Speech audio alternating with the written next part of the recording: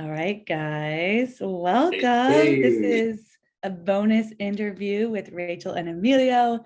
The purpose of this interview is to highlight conscious relationships. So thank you for being here, Rachel. Thank you for being here, Emilio. Thank you for having us, Nora. Yes, it's going to be amazing.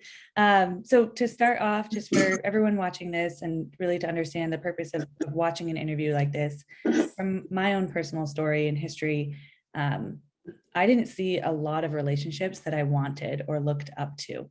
And because of that, I kind of thought, well, maybe I just don't need a relationship because I don't really want that, right? I would see couples fighting. I would see couples breaking up. I would see people cheating on other people. My parents' relationship was beautiful, but very much a partnership and not a deep love. I think they're growing on their love, but still, I just didn't personally look up to my parents' relationship as like, I want that.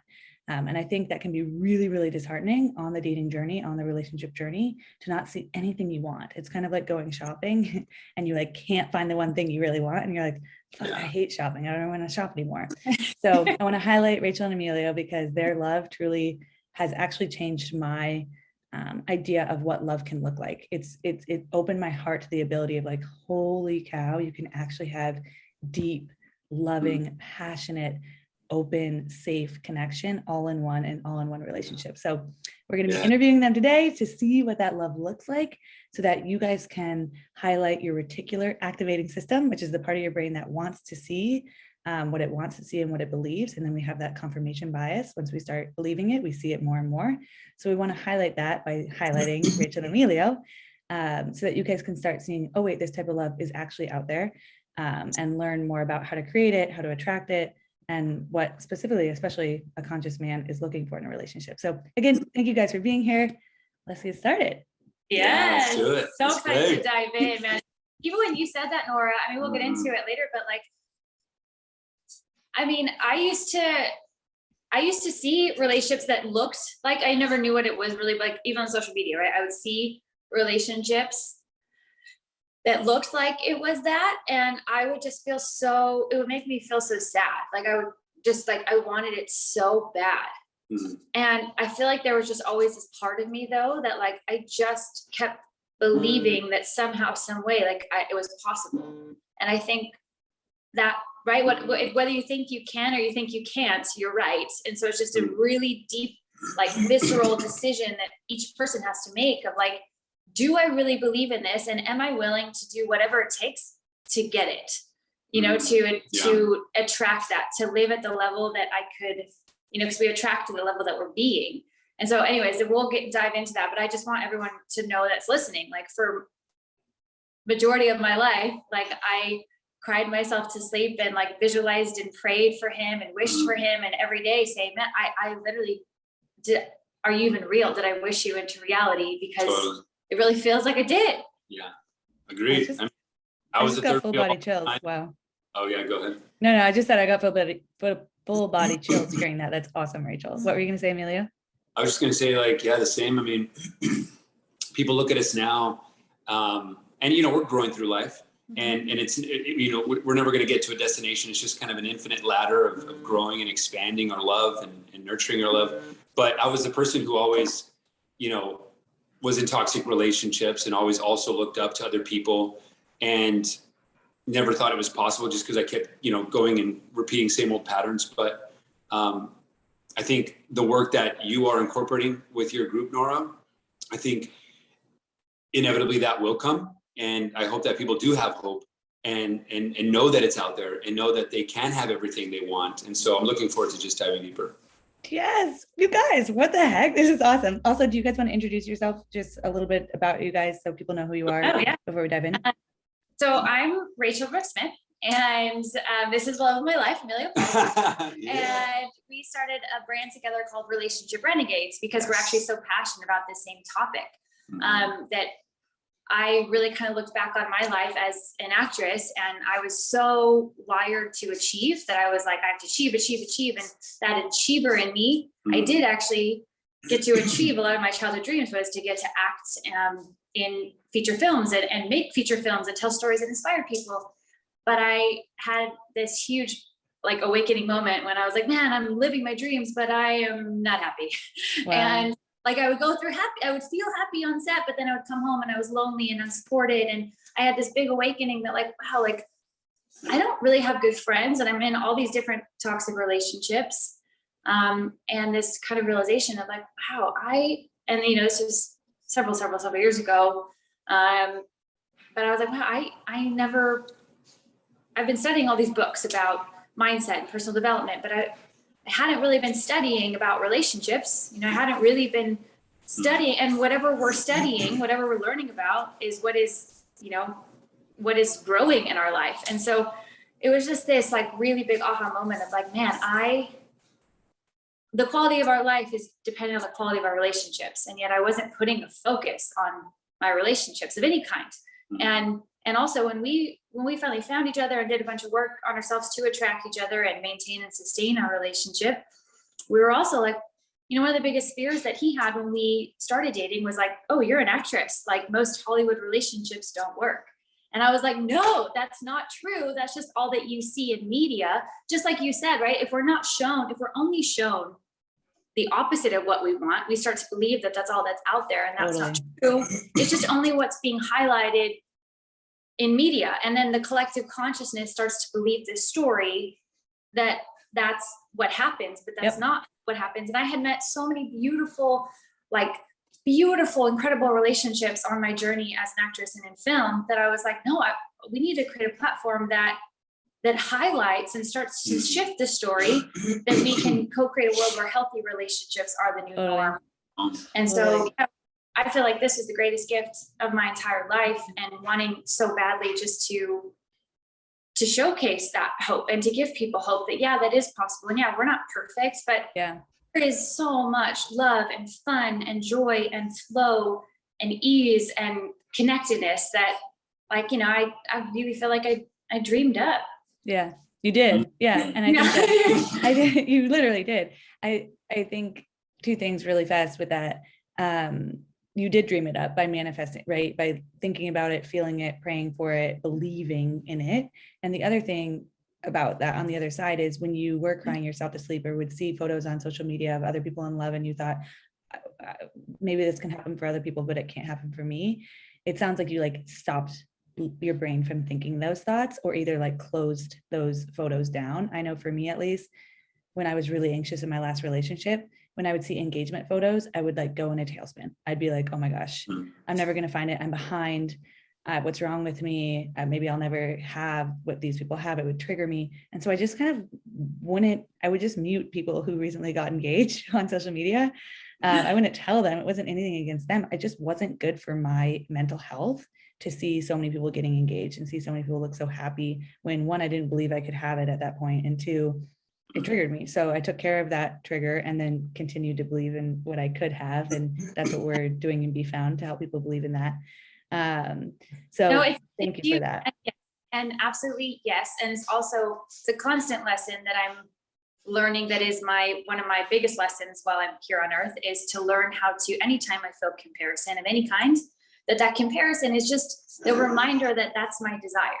That we have those desires for a reason, and those things that we see that make us sometimes go like, oh, I wish I had that. It's learning how to transmute comparison into inspiration, and not just woo-woo way, but in a real legitimate, 100%.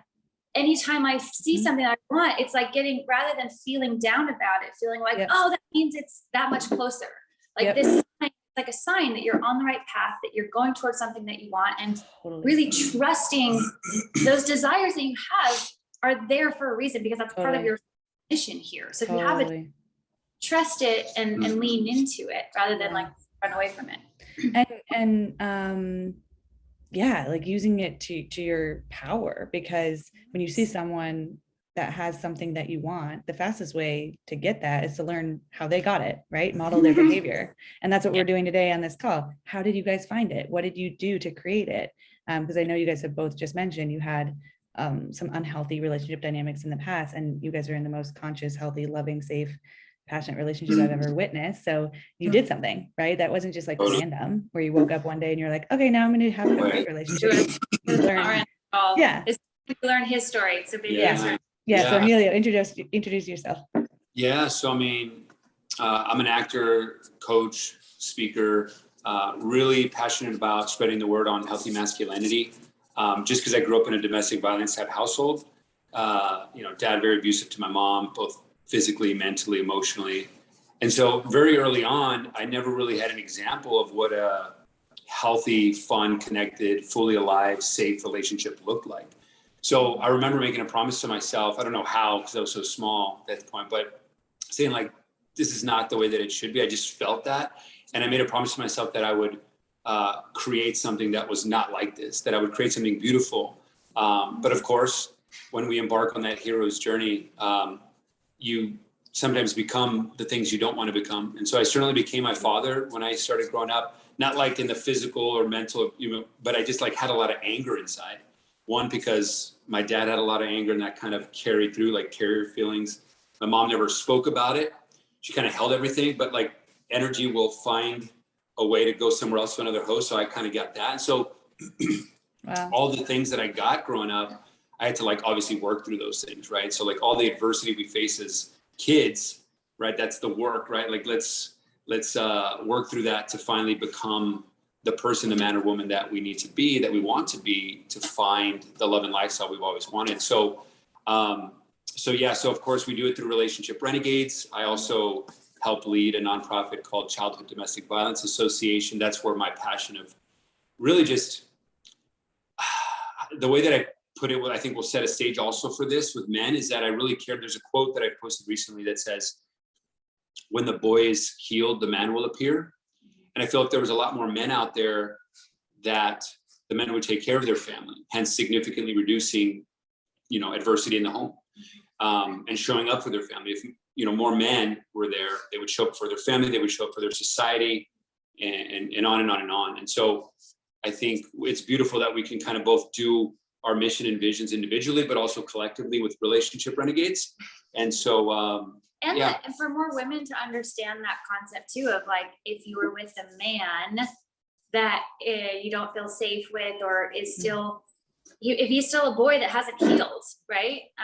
Then they're really not ready. And it's just choosing to decide to see that earlier and ask those powerful questions earlier, to really figure out before you start having feelings for someone, where they're at in their journey. And I mean, something that a mentor told me that really helped me on my path, that I really was the lesson I learned right before I met him, was because I was just so, sick and tired of being sick, tired and going through this terrible breakup that was so hard. And I was just bawling, crying, asking him questions. I'm like, why does this keep happening? Like, why do I keep attracting these guys like aren't available? And he's like, because you're not asking powerful questions at the beginning. He's like, you need to learn how to ask powerful questions at the beginning, and just know that if you want to find your person, then make sure that he is being who he wants to be in the world first. Like before you start dating him, that he's being who he wants to be in the world, and you're being who you want to be in the world. Yeah. And so that means of all kinds, because especially for men, like he was like, they're not ready. Like they can't be in their masculine because they can't provide, and they can't, so if I would have met Emilio 5 years beforehand, like it wouldn't have worked. Like we wouldn't have been ready. Totally. And really Maybe a year understanding, it might not be that the man's not a conscious man yet. It's just that maybe he's just not in that part of his path yet. Yeah. Or vice versa. Or the woman. Yeah. And I think it's not like, oh guys, I'm a man, I'm done, I'm finished. No, like I'm definitely, I think we're both always going to grow through life together. And I think that's love, like that we get to learn, experience, and really grow through life. And I think, yes, did I go through a lot of work? Did I look the man in the mirror more than ever right before I met Rachel? Because, I had to learn some really core lessons of myself before being able to find and attract and then sustain and nurture a woman like Rachel.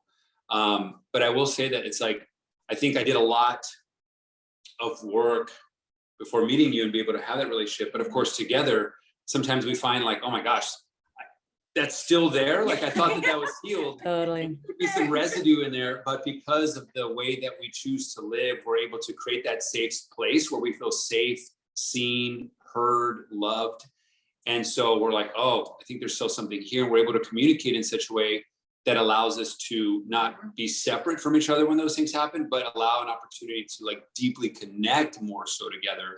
Totally. Yeah. So I think that's big. I think it's huge. I think, again, the goal of this call is for people to see an example of a conscious relationship. And we're going to go into some detailed questions for you guys so people can see that. But really quickly, just on that topic, I think there's two ways a relationship can work. We either continually trigger each other because of our own core wounds, right? And so we'll be like loving, and then a trigger will come and it'll be like bounce away, right? So it'll bounce away, bounce away, bounce away, bounce away. So that can happen. Or we can say, okay, we trigger each other and ooh, we deepen, right? Like, oh, we trigger each other. Oh, we even feel even more close with each other because we can learn from each other's triggers. We can learn from each other's reactions and communicate, talk about it, deepen even further into love, even further into trust. And so the goal of a conscious relationship is when those triggers, those fights, those things come up within our individual selves and together as a couple, we can say, okay, how can we grow together through this versus how can we actually, in the opposite direction would be we grow apart. So we want to go together. And I think just if both parties have that mindset, like have that understanding and commit to that, then it becomes a beautiful game. Then it becomes something like, oh my gosh, like you can announce it, you just know it internally, whatever it is. If one of us is getting triggered by something, we both know that one, it's a gift. Okay, what hasn't been healed yet? And we know that, okay, it's time to create a safe space. What does that look like? I'll ask a powerful question like, babe, how can I best support you? Good question. You know, and just allow like whatever happens to be okay. Like just, you know, and I think because we know what's on the other side. So if it keeps coming up, we know what's on the other side. Yeah. So we know like what you just said. And I think just having that mindset alone and being able to see that in that perceptual lens is a game changer in itself. You know, They're just really awesome gifts wrapped in really ugly wrapping paper. And the more you can just like know it, right? Anytime you feel it, it's like, oh, I have a choice. Like I can choose isolation and separation, or I can choose connection. And it's like every time you feel triggered, it really is an opportunity to fall more in love with each other. Totally. And so choosing, like, even though every part of my body doesn't want to, like I choose to fall more in love with you rather than to run away from you. Yeah. And we've had to do that many times. Yeah. And there's a prayer that we say to each other in the morning. It's kind of lengthy, but one of the things in that prayer is that we choose to own our own realities and always connect to our optimal self, which is love. And so, but part of that is like very much instilled because we're creatures of habit. Like we even say that in the morning to each other, like that we promise to own our own realities, like what we see. Yeah. You know, but anyway, I think that's so going powerful. deep there. Yeah. Yeah, no, it's so powerful. I think one thing we talk about in Found Love, and I repeat to people, there's nothing more complicated than another human being. Like we've figured out how to go to the moon. We're on Zoom right now. Like what the heck? Like we can figure that out. Understanding another human being that has emotions within every second, milliseconds that are from our stories and our conditioning and our upbringing and our projections and our pain and our trauma. And to try to guess what they are thinking is the most complicated thing you could ever do. And what makes it less complicated is when your partner and yourself don't play the guessing game, don't shut down like Rachel was talking about, but actually say, whew, this is coming up for me. This is my trigger. This is my pain. Let me share. And that takes two, right? If you're one person in the relationship and sharing and your partner isn't asking the powerful question, like, how can I support you? Your partner's like, well, I'm going to go to the bar, have fun. Yeah, that's just not a good partner, right? But also, if you're the person who's feeling all this inner turmoil and you're not sharing it all, that's essentially like you going to the bar in your own body, in your own mind. You're completely leaving your partner and not letting your partner know what's actually present for you. So so glad you said that. Yeah, that's so beautiful. I think that's one of the main things that I think a conscious man that works on himself and wants to be better and show up like looks for. And so I think I love that you said that because I think that's very important. Yeah. Like looks for in a woman, you mean, like to be able to express? Yeah. It's something that, because a lot of my past toxic relationships that I had didn't share anything and I had to guess. And there's a lot of things, but on that one point, because there's so many points, when Rachel talked about her feelings and talked about what she was thinking and saying, hey, look, this is the story I'm creating in my head, you know, my thoughts, feelings, emotions. You know, I was of course at a place, the man needs to be there as well to be able to I was so appreciative of that. And even like, just to be able to speak truth and honesty, and like, even if it was like something that may hurt or cause pain, like I valued honesty, I valued truth. And at the end of the day, I think that just obviously like will set you free and like really deeply connect. And so, yeah, I think in a lot of my men's work and doing a lot of different men's conferences and intensives, a lot of men do appreciate that. But of course, it's a two-way street. Like they got to be able to like hold space to allow that. But it's so beautiful. A lot of men really want that. Totally. Yeah. It just makes all the difference. It makes it so many women specifically, but men do this too.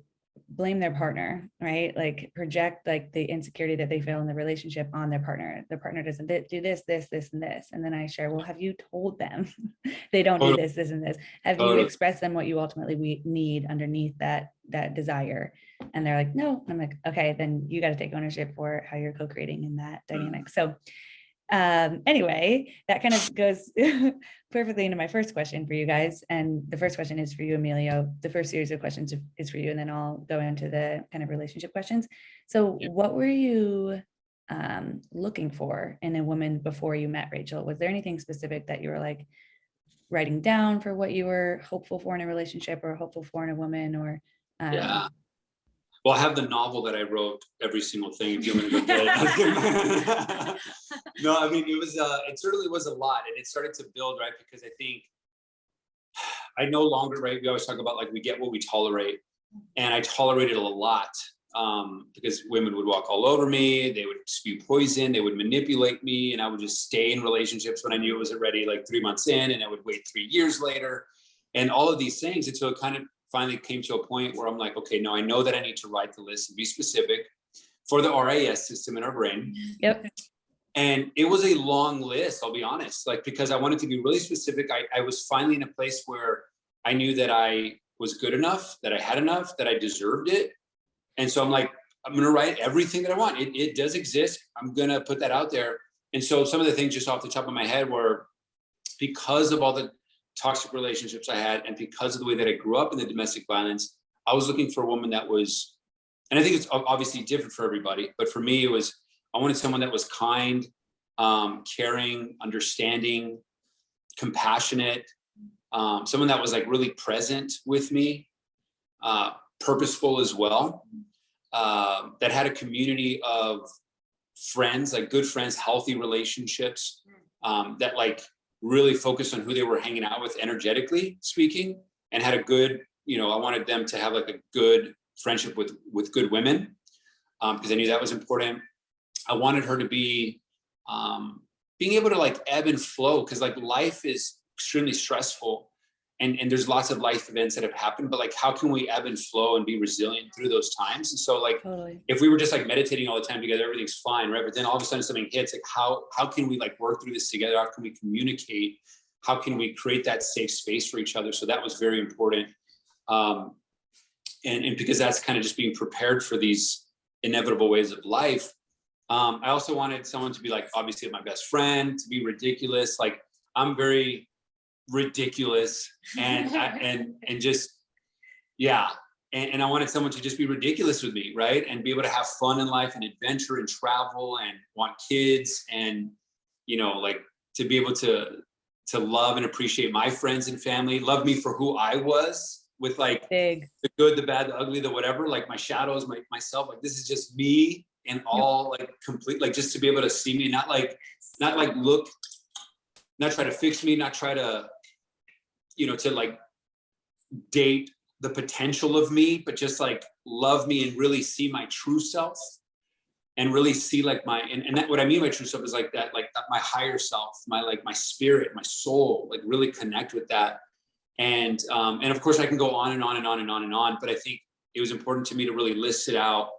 And I could say so many more beautiful, wonderful things about Rachel. And it's just so cool to think about, because like all those things, babe? I also created a list. I think if anybody's really wanting to find a partner, I think one of the first most important steps to take is like write out everything that you really want, and like don't hold back, and also like focus on it every day, of like know that your mind is always going to come up with all the things of like what you don't want.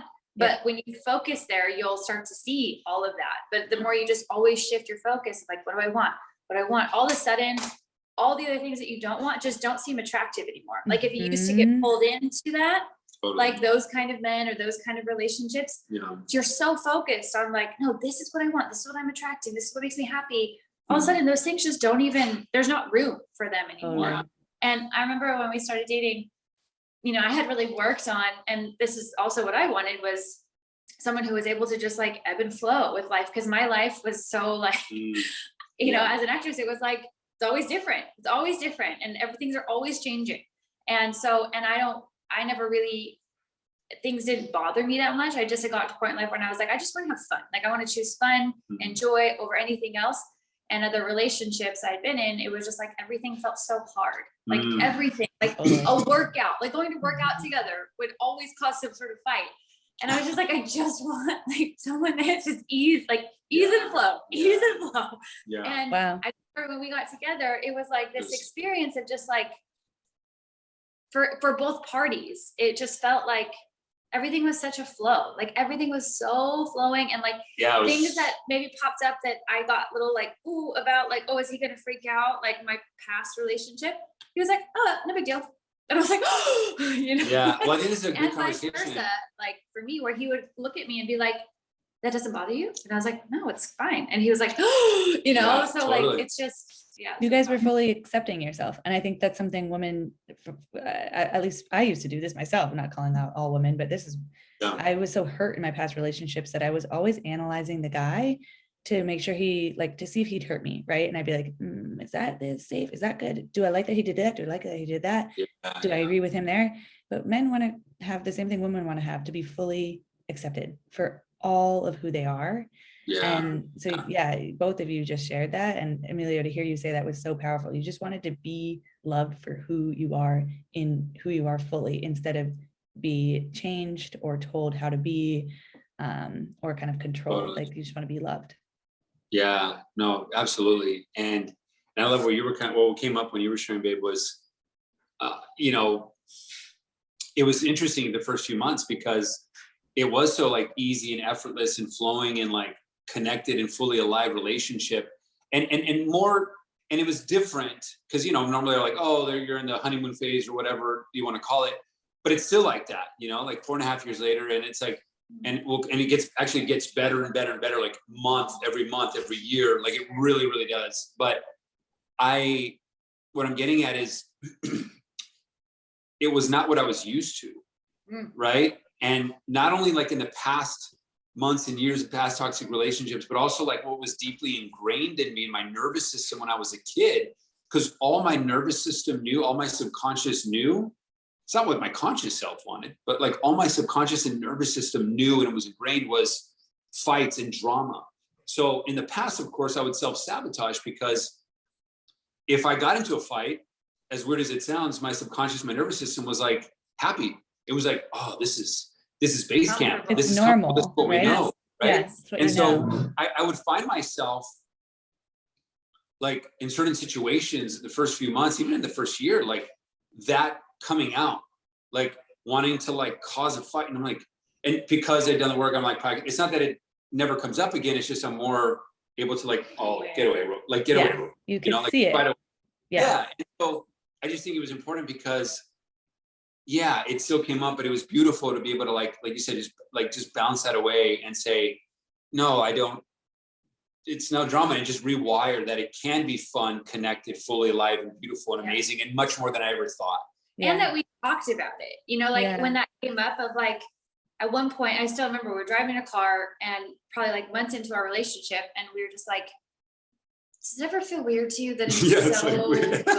Like, Does it feel like, is it okay? And us being able to openly communicate that, like both that had fears, or we had both had moments where we felt ourselves almost want to pick a fight, but then have to do the work and process that and, let it go. But more than anything, it's just like really understanding that like full communication, and that assumptions are the absolute killers. And we assume all the time. Yeah. And just like, if you ever assume, then you have to own that responsibility of like, nope, that was my assumption. Not what you did. And then you can communicate that assumption. You can say, hey, I have this assumption. It's from my own creation from probably my own past and my own insecurity, my own fear.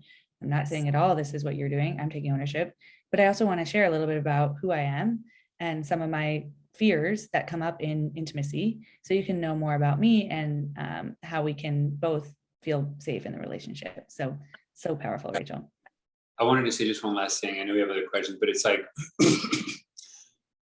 I just want like people to like really be mindful as to like maybe any thoughts, feelings, emotions coming up right now when we say it could be easy and all this kind of stuff, because we're relationship renegades for a reason. Like the renegade portion is like going against the grain, like choosing differently, all these things. It's like people will say like, oh, relationships are hard, they're tough, you know, and it's like, we're in a new world. We're literally co-creating a new world every moment, right? Like this world is changing in a beautiful way. We can see to choose focus on the bad stuff that's happening, but there's also like some very beautiful things happening. And the collective consciousness is rising and it is getting beautiful. And in those frequencies, in those vibrations, in that level, there's new baselines.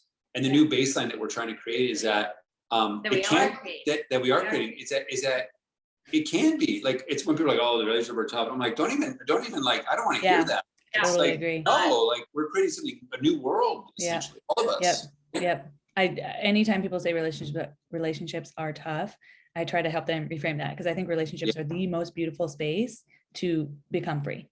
Like we can become free in therapy, we can become free in found love. You will become the most free in your intimate relationship if you have that perception of the relationship being a space for growth, both internally and in the relationship itself. That's where you truly can become free of all your past patterns if you learn how to communicate and be loving and safe within that relationship. So I love this. Okay, a couple more questions for you, Emilio. Just so people can see kind of what a guy like you is looking for in a relationship, because I think a lot of my clients at least have said like, oh, guys just want sex, or they just want, I don't know what, but just kind of some negative beliefs about that. So I'm just curious what it was about Rachel that attracted you. So the question is, how did you know Rachel was someone you wanted to pursue? What signs did she offer you, or what did she do or say or show you that made you feel interested and safe to pursue her? Yeah, that was an incredible question. Yeah, what did I do, babe? Yeah, well, you're still doing it. You're doing it right now. Okay, so you know, it happened even a year before I went to LA to meet her for the first time, and I was in Austin, Texas at the time. I had seen her on social media or been introduced to her for like a year prior. And so like, you know, you just follow people on Instagram and all this kind of stuff. And every time, because I want to say like the digital feeling as well as like the in-person feeling, and like everything that she said and the person I saw on social media, it was very genuine. It was very sincere. Everything resonated. Like, it was just like the way she looked, the way she spoke, the way that she just carried herself. I'm like, wow, there's something here. Like, it was a felt connection, and I had allowed myself to feel, of course, at those times, and really like, you know, be open to all the possibilities. And so this is such a long story, but I wanted to kind of say that it was a felt experience, even digitally with her, of how I felt and connected to her in that quantum space, right? When I met her in person, I think there was that one experience where you saw me crying too, like being vulnerable. Oh, totally. Yeah, there was there was many, but one that I often tell Rachel is like, man, babe, I knew when I saw this, like, because it was multiple things like that throughout the entire year online, but she speaks her truth. She wears her heart on her sleeve, and I love that about her. Men love that, ladies. Men love that. They love to see our passion and our hearts and our souls. Yeah, feel alive. So beautiful. Yeah, so beautiful. Just like opening up, and like she had just gotten like rejected for like, you know, maybe the 10th time or more time, because she's in a hard industry, you know, where you're getting rejected all the time in TV and film. And it was like, I don't know how many times it was, but she was there in the car and she was just crying and pouring her out like how I tried. She's like, I try so hard, and whatever she had said, it was just like shook me. And I'm like, man, like I want a woman like that. And I was like, and it was like this kind of knowing, to be honest with you, I was like, we're going to interact sometime, and we are both going to know. And it was such a powerful thing that I had. And it doesn't have to be like that all the time, but I can only share my experience. And fast forward a year later, there was an opportunity that I had for business to go to LA for the first time. And we were able to schedule, because I don't want to tell the whole story for this question, but we met for dinner. It was at Sweet Greens in Santa Monica, California. And what I loved and what attracted me to her was she was, it felt, it wasn't like chemistry, or because in the past I would just focus on chemistry and physical and like all that kind of stuff. Yes, chemistry was there. Of course, she was attractive, you know, physically. And of course, I found out later mentally and emotionally as we started to talk.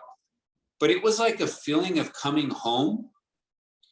It was very like calm. And it just felt like I had, you know, I was waking up in the morning and I was putting on the pair of jeans I love. Like, it was just kind of like it was just, it felt right. It fit. I was like, man, I feel like I've known you for my entire life. And that may be like cheesy or cliche, but like, it really felt like that. So it wasn't like, oh, this woman is up here or out of my league or this or that. It was like, no, this feels like home.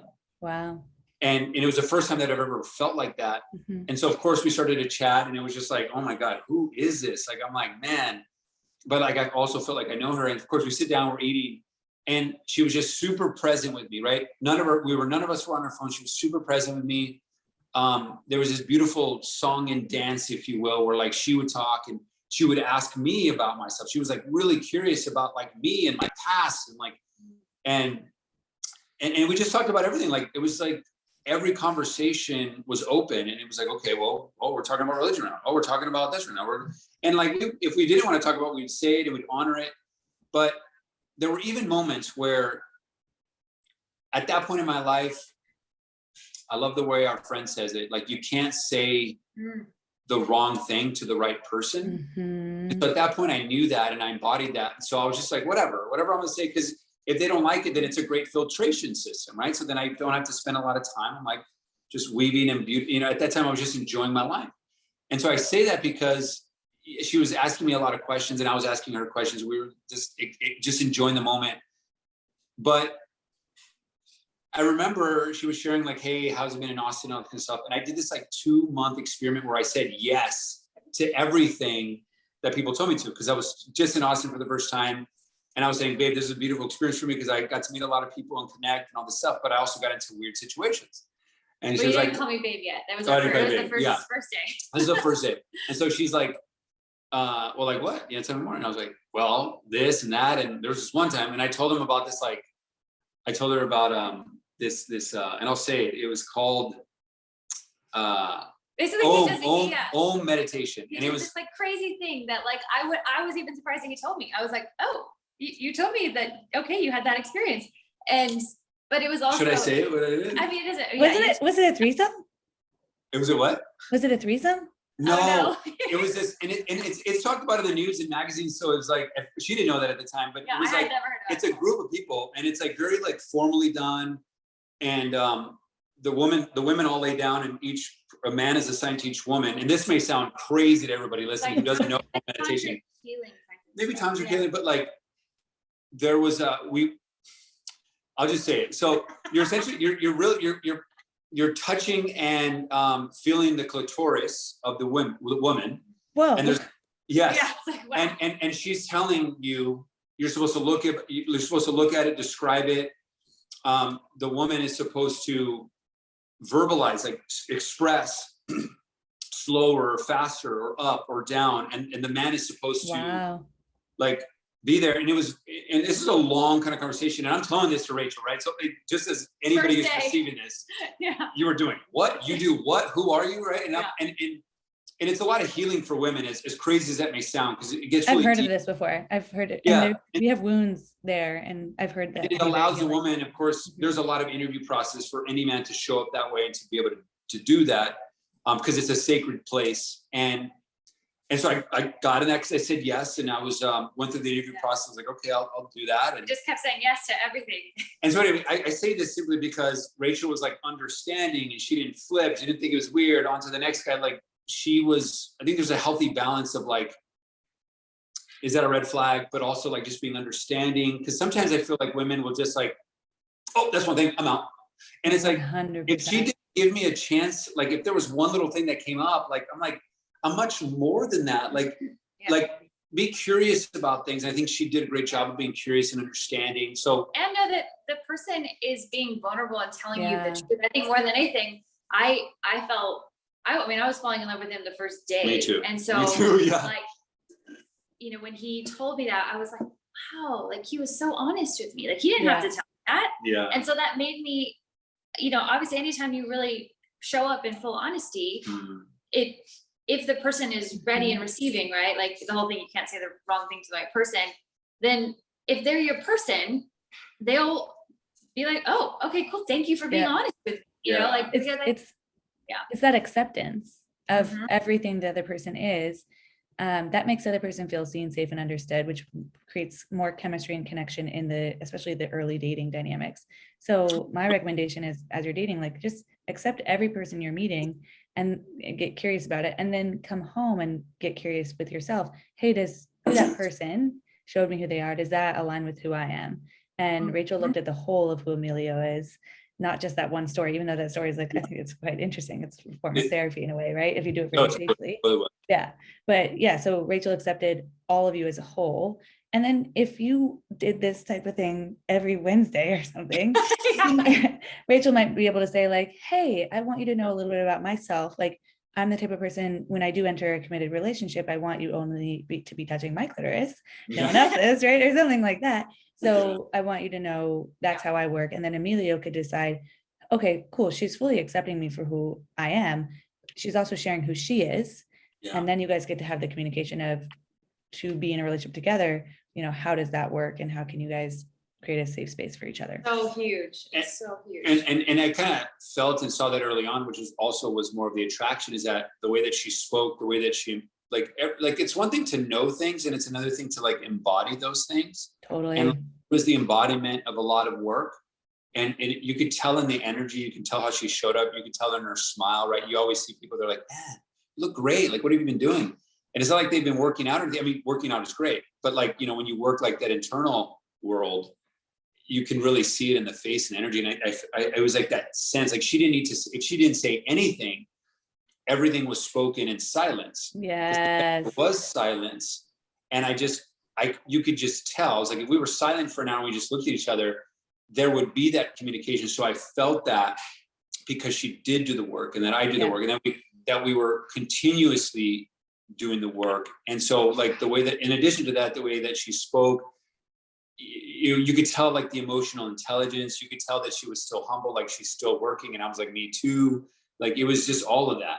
Totally. And I really want people to know, as he's describing all these like beautiful things, like I went through so many unhealthy relationships to get to the point where I was able to that way, like, so like if you're on your journey and you're like, oh, well, she's this or she's that, like I'm no different than you. Totally. And like we're actually watching the show called Love Life, which is so brilliant. And they talk about the majority of people go through about 7 relationships. Like some are more serious and longer, some are shorter, but it's really understanding of like, okay, in my lifespan, finding my person, I might be going through like 7 or more relationships. I might be shorter, but I'm saying like standard, really understanding like, we all have a lot of lessons to learn. And, totally.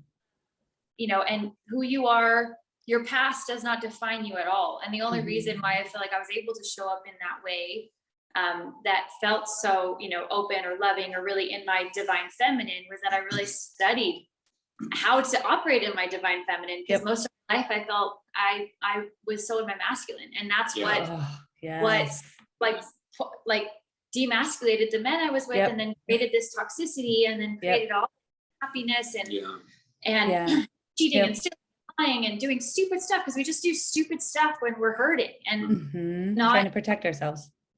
And so I think first and foremost, it's like whatever you want to be good at, prioritize it. And I've just prioritized getting really good at operating in my feminine and understanding a healthy masculine and how to operate within that space. Oh my gosh, ditto, like a million because I was the exact same thing, and then I was like, screw this, like how can I learn more about this? And for people in Found Love, that's exactly what you're doing. So I'm happy you guys are here. So awesome. Okay, a couple more questions, and I'm going to speed it up a little bit just so we can get all the questions in. Okay. So what things did women do? This is for Emilio. What things did women do in the past that made you not want to pursue them? especially like in the beginning of relationships, dynamics, or dating? Yeah, another great question. There were so many, because I had a lot of relationships, a lot of serious relationships, a lot of breakups, a lot of heartache, right? People cheating on me. I cheated once, just a whole bunch of stuff. And so like, so what I'm about to say is probably a mix of different relationships, right? So kind of just going through the list. You know, there was women that wouldn't be fully committed to me. They were not fully in. They were like one leg in, one leg out. They were still looking at other guys, whether it was like online or in person. You could just tell they weren't like, it's me and you, and let's do this dance. A lot of them were. That's you know, so big. That's so Yeah, I big. did that in my past.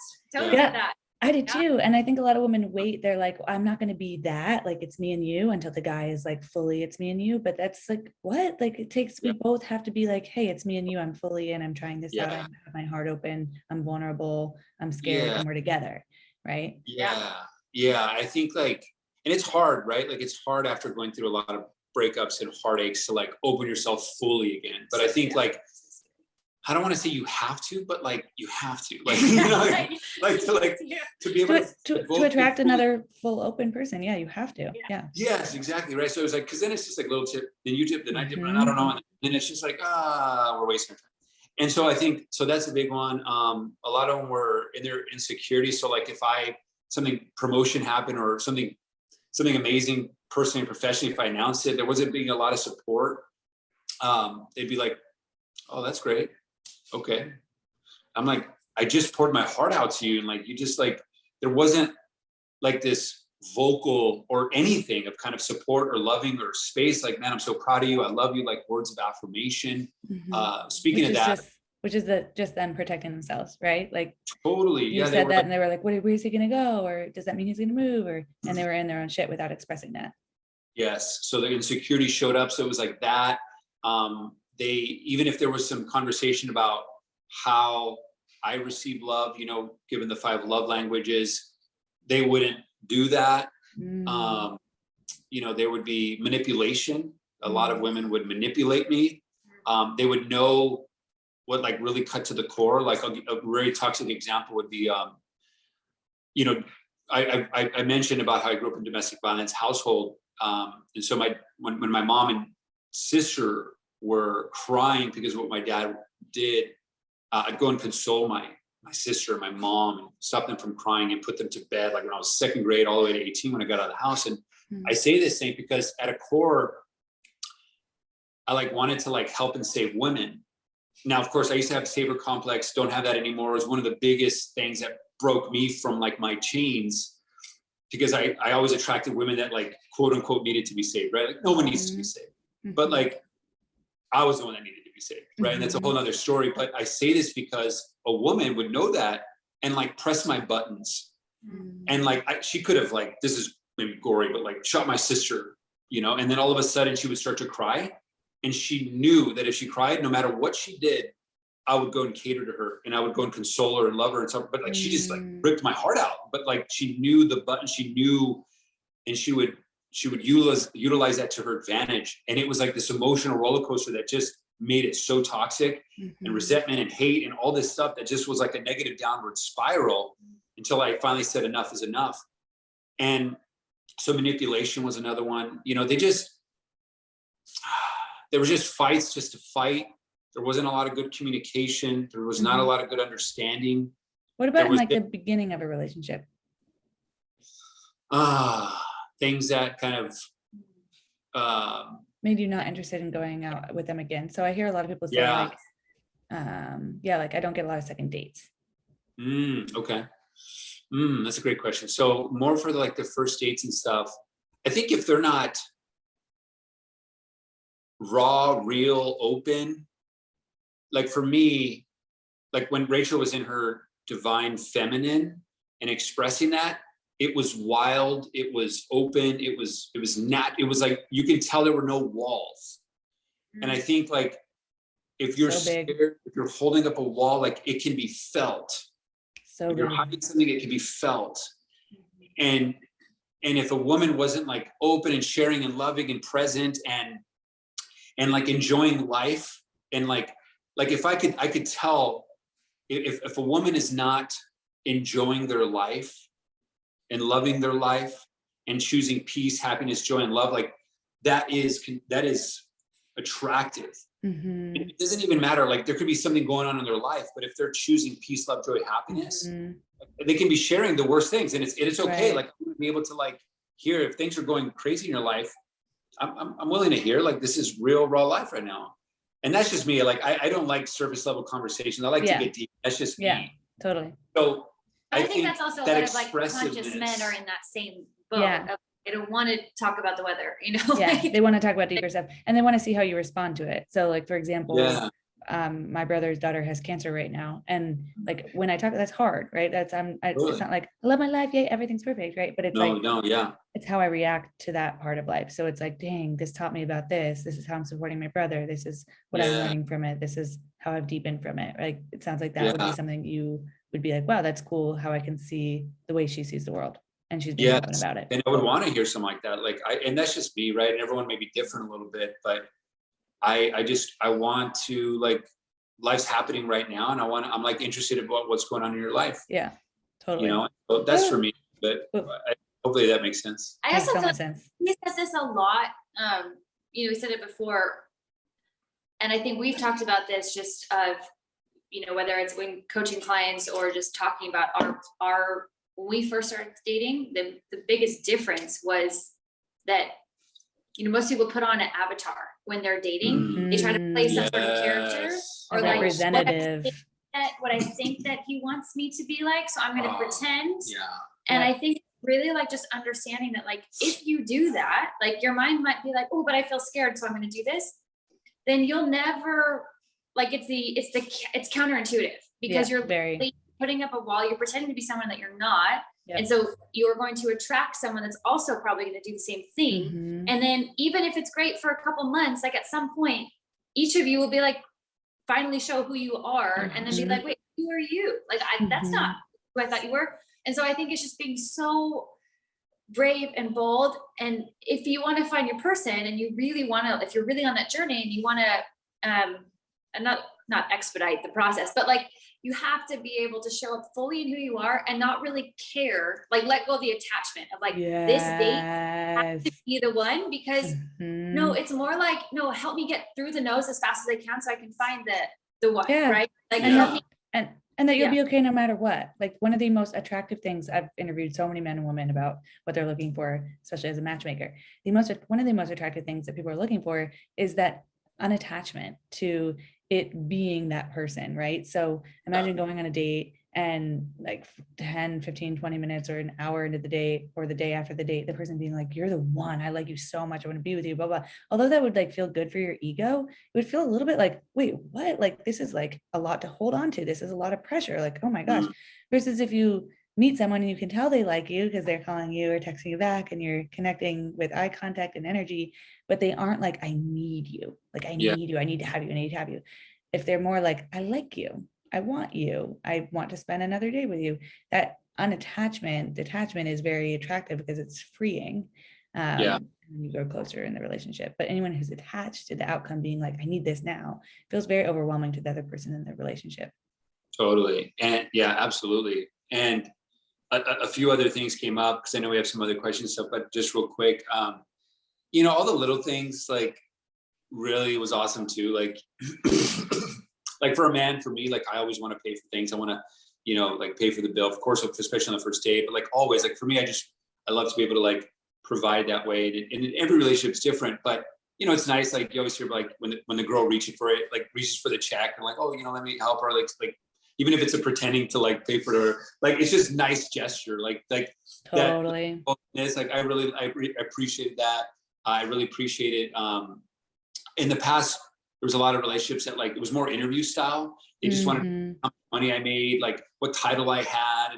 And whether it was not, it could be directly or indirectly, you feel it. It was just like, they cared about material stuff and look, to each their own. But for me, it was more of like getting to know my spirit rather than like my job and like all this kind of stuff. It was just like, let's explore this essence and like, let's just have let's just have a fun night or a fun day. And that was all that was. That was the intention, right? That was the whole thing. It wasn't like, let's just, so that felt good. So it was a lack of control, right? It wasn't like, how can I control this and make sure this is exactly the right thing, which is also attachment.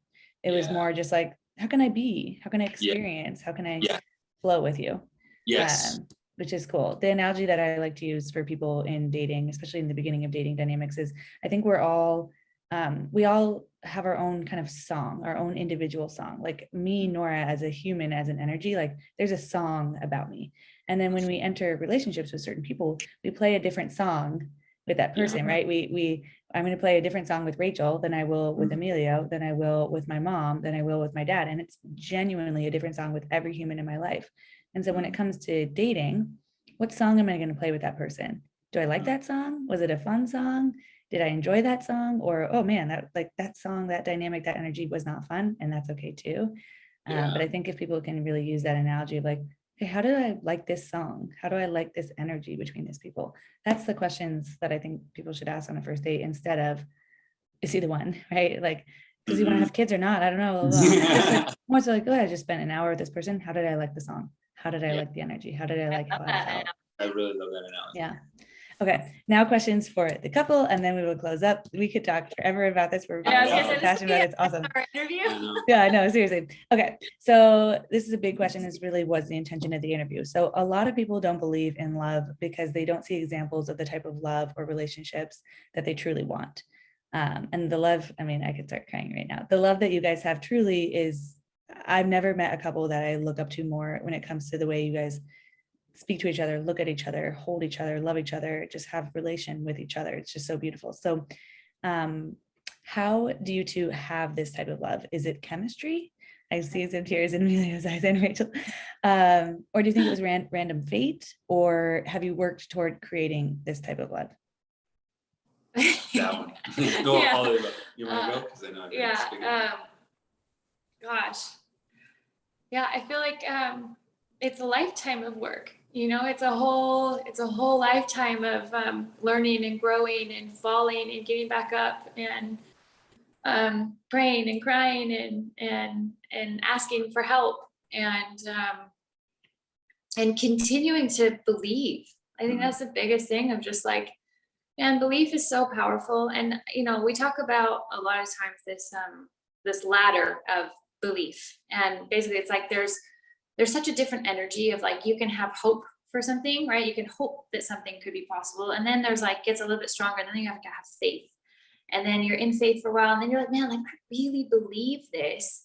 But still sometimes that the belief zone can still kind of come with that, like, ooh, but then I fall into comparison sometimes, or ooh, then I like, and even in that believing, there's still this, but it feels so far away. And then all of a sudden there's this just knowing.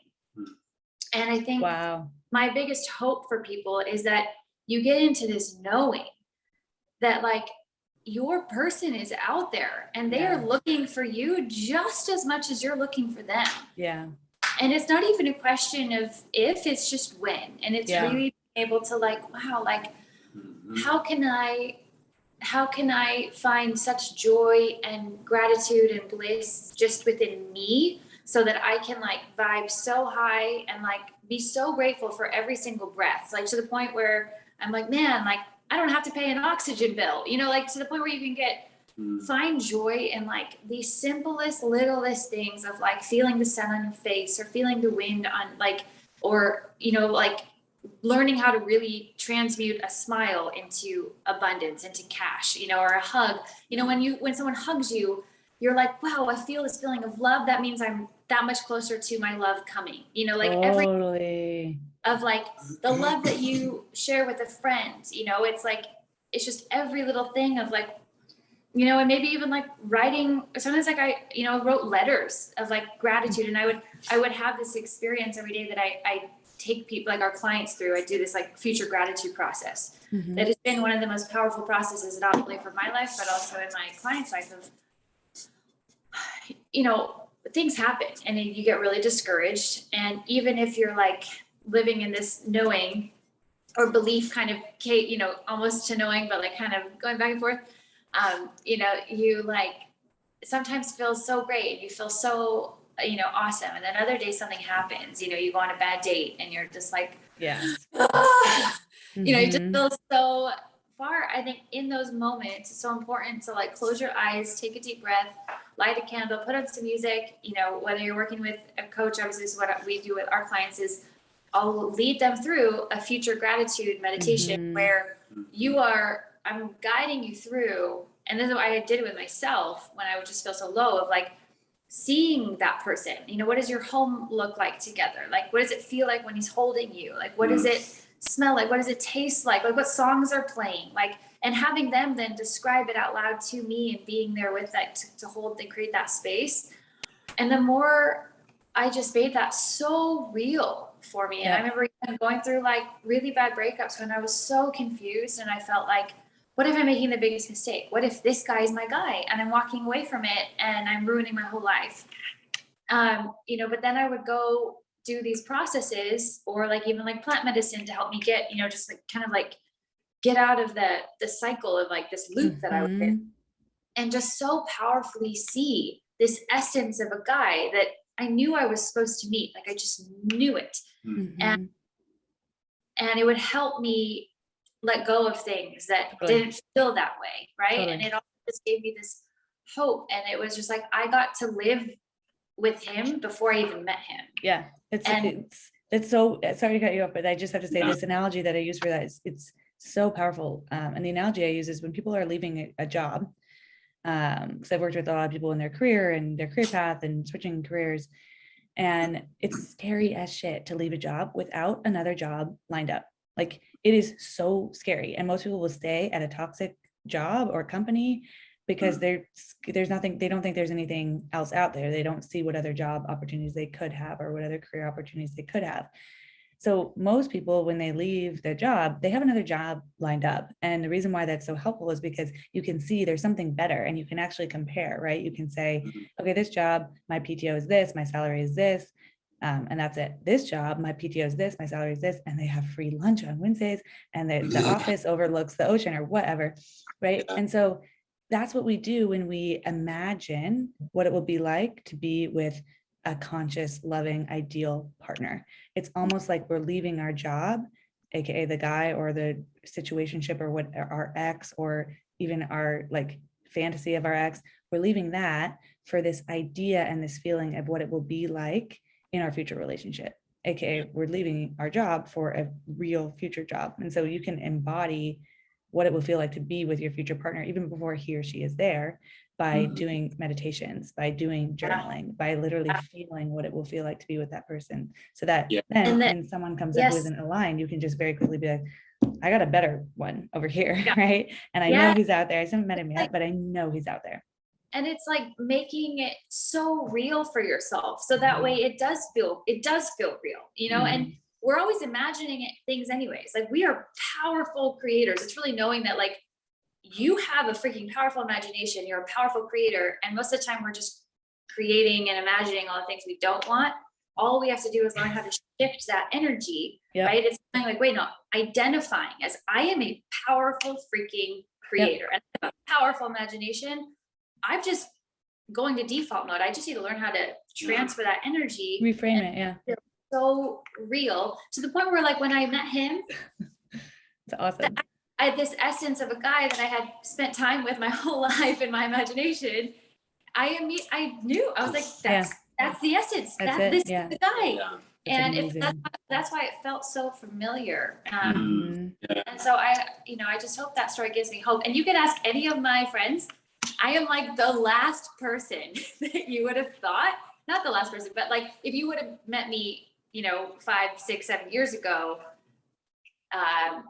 like I'm a completely different person, completely different person. I feel like some of my exes are probably like, but she has a relationship brand, so like, but it's just knowing that like, your past does not define you and you can choose right now to create a whole different. Hell yes. Yes. Yeah. I love that. And I love the imagination that you were talking about, Nora, with the work analogy and babe, just to kind of like add on to that with the knowingness. I think a lot of people are just waiting for like the full manifestation to come up, but like you're doing the work right now. If you're listening to this, it's happening, right? Like it's literally it's already happening. It's already in process. Yeah. You know, it's like taking from Abraham Hicks' work, right? It's like from your thought or the imagination, it's already in, I was going to say digital form, but like she would say the vortex, or you're in the receiving mode, but it's almost like our non-physical self, right? Like the vibration is already like vibrating, and it's on its way to become, you know, physical form, the manifested full thing, the guy, the girl. And I think, you know, we start to see little things, right? All the synchronicities, all the serendipitous moments. So it's like a little thing here, here. It's almost like we want, let's say, the wedding cake, the full cake. We're like, I haven't seen the wedding cake yet, but it's like God, source, universe, whatever you want to call it, gave you the eggs, the batter, it gave you the tools, it gave you all this kind of stuff. It's giving you like little things piecemeal. And when you like see that one thing and you're getting 1% better, you're like, yes, that's that. Yes, that's that. It's happening every day, every moment. And I think when you start to really like let go and really start to see it, you'll start to see the magic in every moment and every day. And that's what helps like get the confidence. Those are the reps, if you will, that create the bigger mental, emotional, spiritual knowingness muscle that carries you forward. And I think a big part of also that knowingness, and for full manifestation to occur for your higher love, and I can only speak for myself, was this balance between doing, being, and allowing. So a lot of times I would just like, read the books, go to the conferences, I would do all the things, I would get the knowledge, all this stuff. But then I wasn't just being. Like myself, you know, and just enjoying life and just being nothing else, but just enjoy myself and life and others and nothing else, and not be in the head, but here. And because we aren't human doings, we're human beings, right? Absolutely. So that being is powerful. And then of course the last one for me was the third one, the allowing. Like there's only so much I could have a plant over here and I could trim it and I could water it and I could put it in the sun, and if I keep watering it over and over and over, like I'll kill it, you know, like I have to just like allow the thing to grow. Like I've planted the seed. I've done so many easy things, like allow it to grow. Yeah. Know that it'll grow, you know? And I think 2 years before I met Rachel, I was like, I don't care, whatever. I don't know. You know, I let go of everything. Like I put it all, this is what I want. And then I just threw it away. Yep. I'm just going to live my life. And I think during that time was that third piece that like sunk in, was like just allowing whatever happened to be okay. Yep. And then she just fell into my lap when I was not. It's so powerful, because that's the detachment as well, right? Like I think we get so attached to needing, like you said, the cake, like the whole thing, like, and I've gone on that mindset a million times, like, where's my guy, where's my husband, I want to get married yesterday, blah blah blah. And it's like, wait, what? Like, what is that attracting? Like, what type of energy is that attracting? Lack and fear and just like antsiness, right? Instead of, I came to the exact same moment you did, where I was like, I would be completely okay if I never found my person. I would live an amazing life. I would be 100% okay. And then now I'm not attached to like forcing and creating and like, you know, not seeing red flags. So I just want the person, right? It was more, that's when I was able to step into my full embodiment of like, I freaking love myself and I deserve the world. And if I don't get that type of relationship, that's okay, because I trust, right? So thank you for sharing that. That was awesome. 2 more quick questions. Does your love for each other go in and out during different seasons of your life or stages of the relationship? Or does the connection love stay pretty constant? Oh, I'd say constant. Yeah. I mean, so I want to say this in a way that like, just speak your truth, babe. No, I think like you said in the beginning of the relationship, right? Like there's a song, this country song that I often think about, and it's called I Thought I Loved You Then. And he goes through all these special moments where it's like, you know, when we were first falling in love, I was like, this is the best feeling I've ever felt. You know, it's so powerful. It's scary. You know, we had to work through some different, like those kinds of feelings. And just so in love, like never wanted to be away from him, like borderline obsession, you know, just like all this different stuff. And then, but it really does just get like, you know, every month or, you know, new chapter of life, I look at him and I'm just like, man, like man, I thought I loved you then. Like I love you Wow. so more now. But, you know, I think that comes with, there has been so many opportunities for us to completely F this up. Like, and knowing that like all of his triggers, all of his past wounds were the exact perfect match for mine.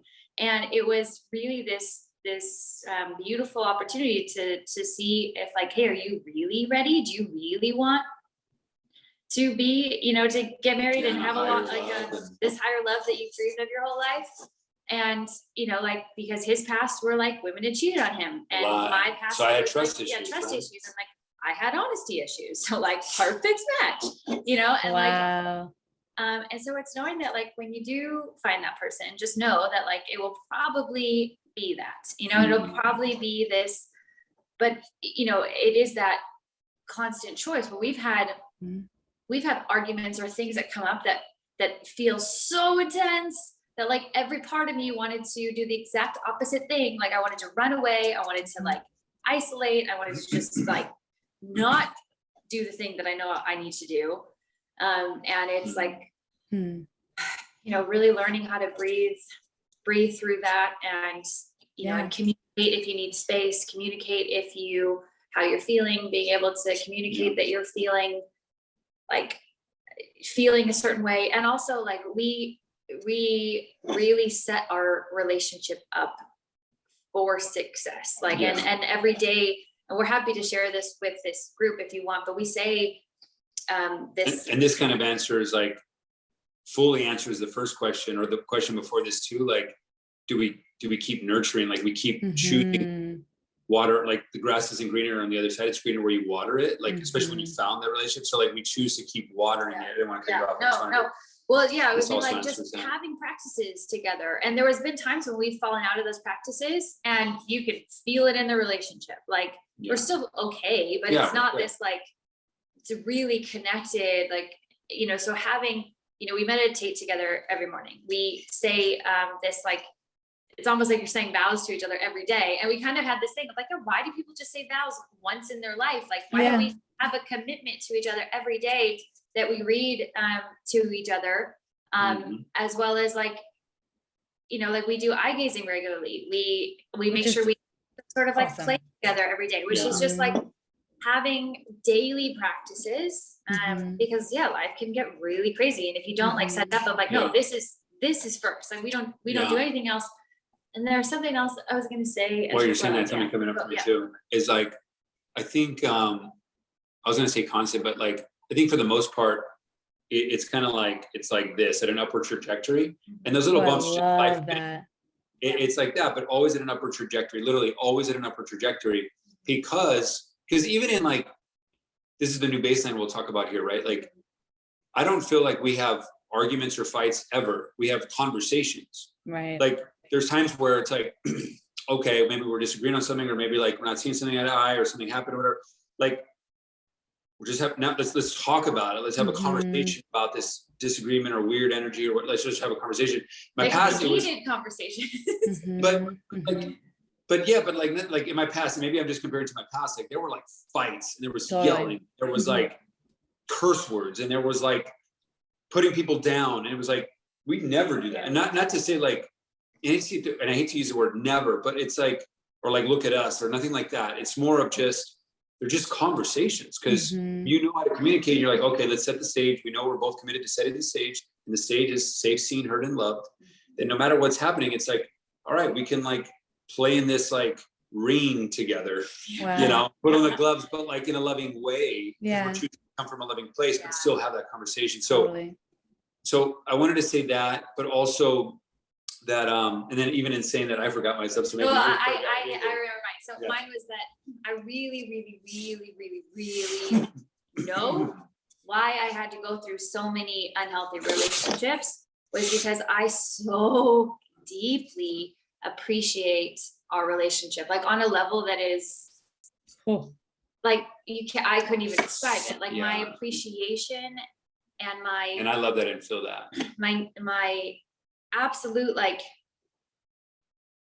I have so much pain around not being honest, you know, that like I have to be honest, you know, like not have, it's like I can't not be honest. You know, I Yeah. have so many things around different things I used to do in the past, or like, you know, I didn't appreciate the guys I was with in the past. I was kind of looking other places. I wasn't present, you know, and, but I like hadn't been humbled enough, and I hadn't wanted this so badly. So I really feel like, yeah, life, God, the universe, whatever you believe in, will give you those gifts that feel so difficult and so hard, but they really are gifts, because without those experiences, I would not appreciate the way that I do. And that appreciation changes the way that I show up on a daily basis. And you learn all of those by being in the arena of dating. A lot of people I work with, like, haven't dated in 5 years, 10 years, 3 years, 1 year. And a lot of people tell themselves, well, I need to heal first before I date. That's why I'm not dating right now. But you heal through relationships, right? You heal, you learn all those lessons by being in the arena, by experiencing and learning, and just taking one step forward every day, every second, and practicing. Because every relationship is practice for your ultimate long-term relationship. And even that is practice for, in my opinion, what you do next in your life, whatever that is, right? Like, it's all just, we're all just, it's this whole curriculum. It's what we're learning throughout this experience of life.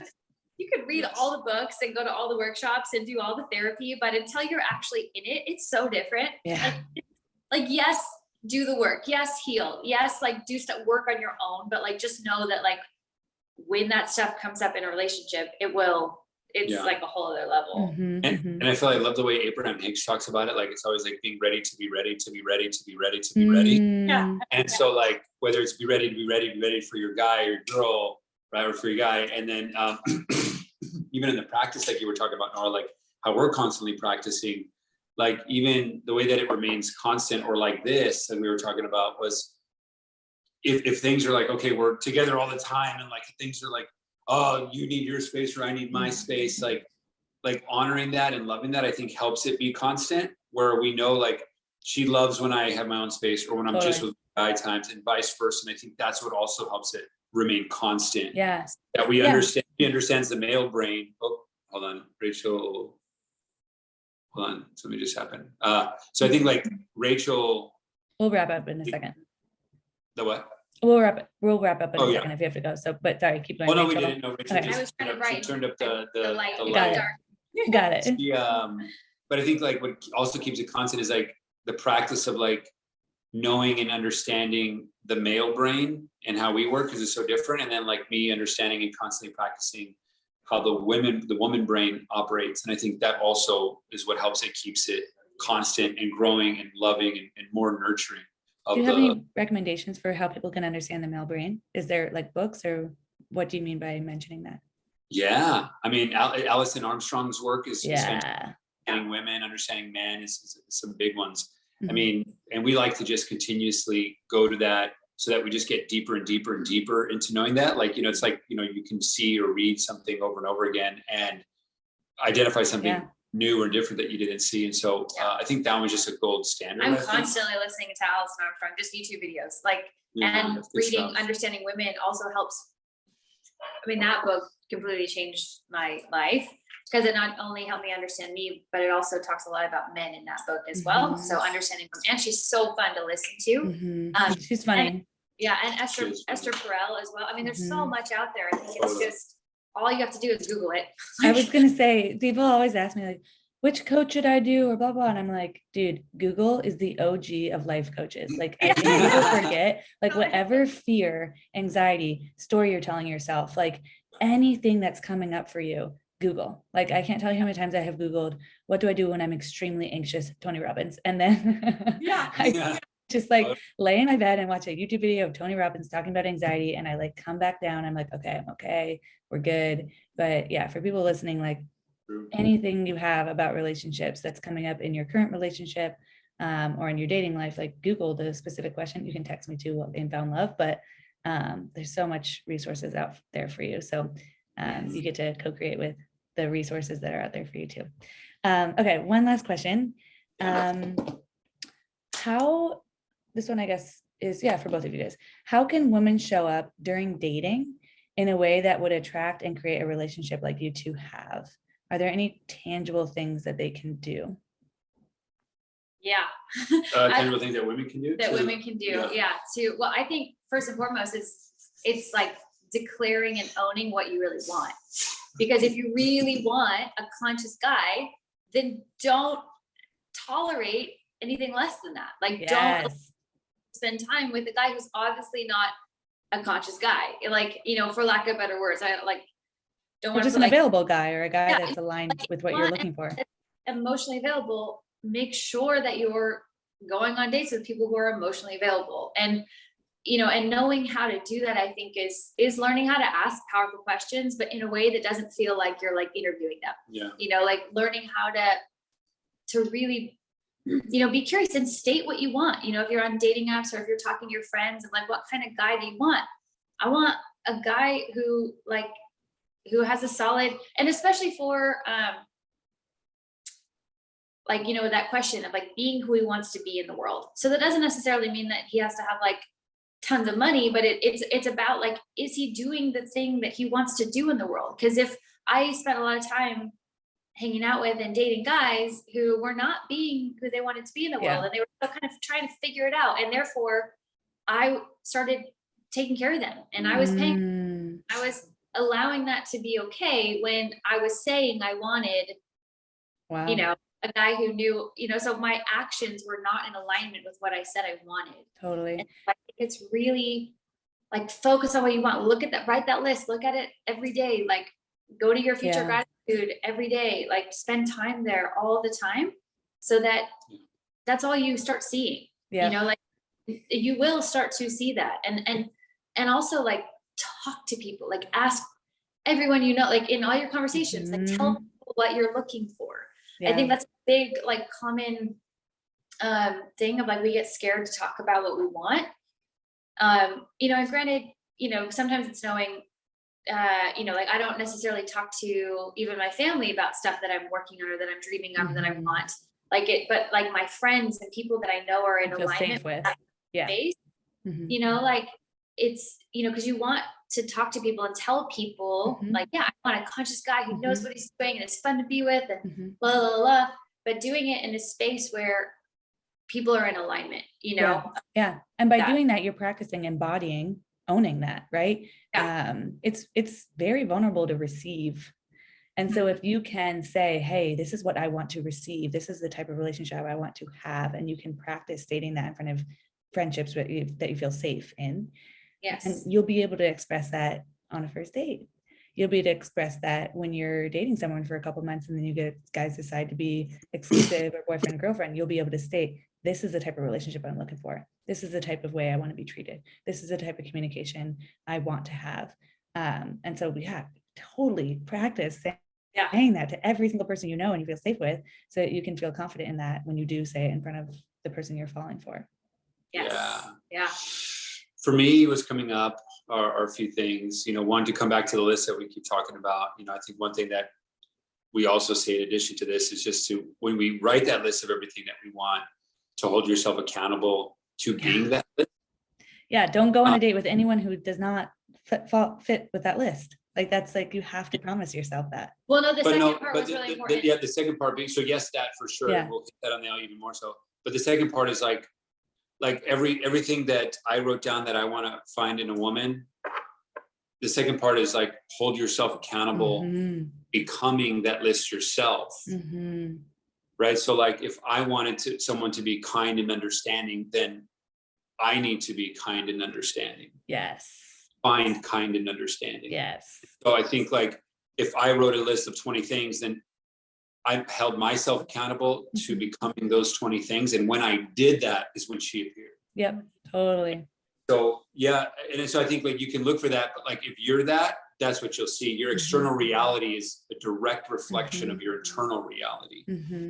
And so I think that was a big thing. And I think, so that's the first thing, but the second thing kind of goes hand in hand, which is, we always talk about like, stop dating, like date yourself, like yes, go on dates and stuff, but like really go and like date yourself first. People kind of go from one thing to the next. And I think like, if you don't take true time to date yourself and be still with yourself and be quiet with yourself and to face the demons or the whatever, like the everything that's coming inside of you, like allow that to detox, allow that to let go, allow yourself to date yourself fully. Like what would it be like to date yourself, and to ask those questions, right? And so I think that's number 2 coming up for me. And third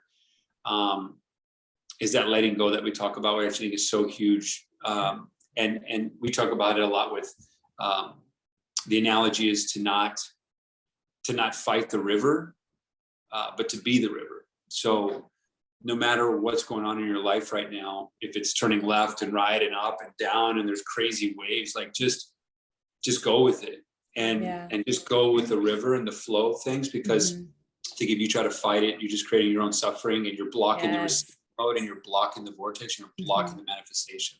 Yeah. Emilio has given me. Oh, sorry, you go. I was just saying that, how to be is like living in the knowing. Like just know that your person is out there wishing, crying, praying, working so hard for you just as much as you're working for them. True.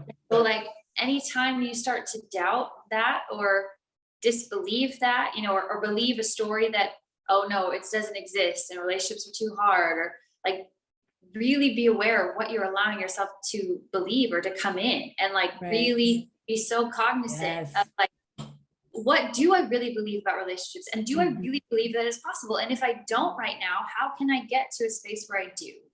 And, so I think it's just really, the more you can just like live in that knowing, and like talk to your guy every day, like talk to him, be like, okay, babe, I'm working hard. I know I'm going to find you soon. Like talk to him.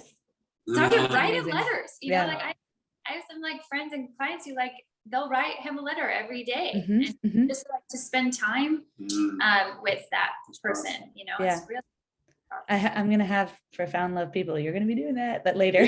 We first need to see what's coming up for you before that. But yes, it was so powerful. You just spend time with him every night, so that it will feel, when you do have him in your life in the future, it will feel normal. Be like, oh my gosh, this is exactly what I've been doing for the past year. But now you're actually physically here, which is freaking awesome. Yeah, literally. The last thing I'll say really quick is with what you were saying, Emilio, be the river, right? Flow with it. You've given me that advice before, and I've been like, awesome, cool. How, right? Like, how do you be the river? What the heck? Like, this is hard. And my advice for people, and we'll talk about this in Be Found, is you can do that when you know how to regulate your own emotions, right? You can do that when you know how to regulate your own nervous system, because then you'll feel safe no matter what life hits you. Or what life brings to you. You'll be like, okay, cool. This is tough. I'm being the river. I'm flowing with it because I know I'm safe. I know how to take care of myself. So we'll talk about that during Be Found, or during Found Love as well. Any last thoughts, you guys? This was awesome. Oh man. I mean, we could talk forever, but honestly, I'm just so grateful to get to do this and to be here. And, I hope at the end of the day, whoever, all the people that listen to this, just, I hope that we at least got you on that hope, in the ladder, right? And to continue to like get up that ladder from hope to, to hope, to faith, to believe, knowing, and really just working on like, what can you do on a daily basis to like live in the knowingness, and what really helped me was like stacking all the other things that I was able to quote unquote manifest in my life, so anytime I started to doubt or disbelieve, I would stack all the reasons, all the other little things that maybe, that you've been able to, that you felt proud of yourself for, that you maybe didn't know you might be able to do, but then you did it, and if you were able to do that, then you'll be able to do this. And I think just surrounding yourself with, right, we attract to the level that we're being. So if you're feeling feelings of loneliness, it's really common to want to isolate and do the exact opposite of what you actually say that you want.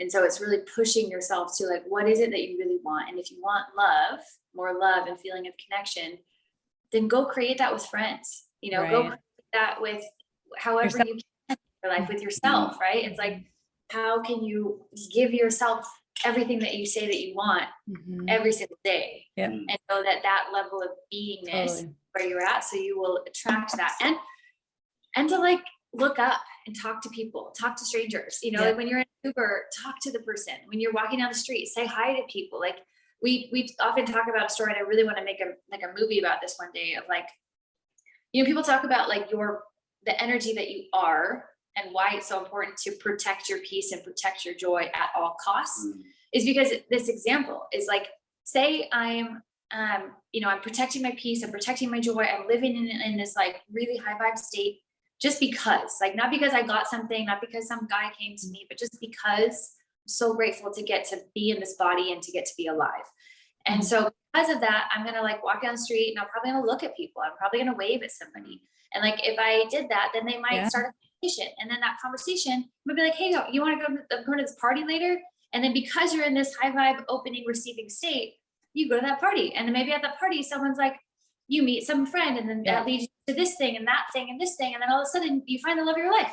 That's literally being the river. That's literally being the river. Right? But it's same exact example, right? If I hadn't been protecting my peace, if I'd kind of been comparing myself, if I'm feeling lack, if I don't feel like I can, you know, attract things, right? Then I'm going to be walking the street. I'm probably going to have my head down. I'm probably going to be looking on social media, media, comparing myself, and I'm not going to see the person. I'm not going to wave at them. I'm not going to get invited to the thing. I'm not going to have that conversation. I'm not going to, do you know what I mean? So it's making it so real of like, man, how am I showing up? And how I show up really does attract at the level that I am being. I love that. Yeah, I love that. And I think what's coming up for me there too is like, I think, you know, a lot of people think it's like, there's this quote, like, what got you here won't get you there. And I think you're kind of speaking to that a lot. But, you know, I think in every we always talk about, you know, in what we do together, but even what we did in the past, like there's, even with our clients, right, it's like the common denominator is always ourselves. Right? So Rachel always talks about like, it's always the woman in the mirror and it's always the man in the mirror, right? It's always both. And so I feel like if women really want to find, and they're doing it, if you're here, you're doing the work and continue to do that, right? Because inevitably it's just you. When you start to love yourself fully, like when your cup is full, the universe is going to unleash love all over you. Like that's just a universal law. And so the last thing I would say is just to have loving kindness for yourself. So in trying to be the river, I won't even say try, there is no try. So in being the river, if all of a sudden you start fighting it a little bit, like just have some loving kindness for yourself. Compassion for sure. Don't beat yourself up. Just like in the simple way of doing that in a tool is just to smile. Like, and then inside you say, there's me doing it again. Totally cool. Breathe, reset, keep going. Enjoy the river again. And so just, it's okay. You're doing incredible. You're exactly where you need to be. It takes a good amount of time. Good things take time to rewire all these things. So love yourself, keep loving yourself, and we love you. Yes. Nothing happens out of order. Like everything is in perfect divine order. That always helps me remind myself, like, I'm on the right track. This is okay. I'm learning from this. You guys, thank you so much. So you guys are both coaches, as they have heard. If they want to learn more about working with you, your one-on-one or groups, I'll add the link below. Is there anything else you want to share about that, just for people watching? Yeah, I think just like, we have so many different ways of working with us. We obviously just want to share as much love and light and hope as possible. They kept saying, when I asked them, I was like, you guys mind? Like, your love is so like powerful. I want people to see. Like Emilio and Rachel both were like, we just want to be able to give as much love as we can. Like, whatever you need, Nora. And I was like, wait, they're like, what? Like, that is so amazing. So seriously, thank you. Sorry, keep going, Rach. Like, honestly, when we say, just feel so grateful to get to be here and in this relationship, and that we just, man, if we could help 1, 2, 3, 4, 5, 6, however many people be able to find that same thing, then I just really feel like that's why we're here. So it's just, if you go to relationship.renegades on Instagram, we're super active. So literally one of the best ways to get in contact with us is really just DM us, and or email us at relationshiprenegades@gmail.com. And especially if you're interested in coaching, literally just DM coaching and we'll get back. We have of course we do the private coaching. We have the group coaching. We have one coming up March 10th. Yes. Is it March 10th or March 15th? I think we said March 9th. Oh, we did say yesterday we changed it. So March 9th is our new group coaching coming up. It's a love accelerator. Is what it is. And so that's coming up. And then, I think the first thing too, you'll find when you search us, we do have an online program out there if you kind of want to start there. So there's some options. We'd love to chat if you want. And Woo. Yeah. I And love just it. thank you guys for being here, like being a Yeah. part of Be Found, and like it's Found just love, but similar. yeah. yeah. Found love. Found love. Yes. That's awesome. Yeah. Yeah. Oh, okay. Thank you guys so much.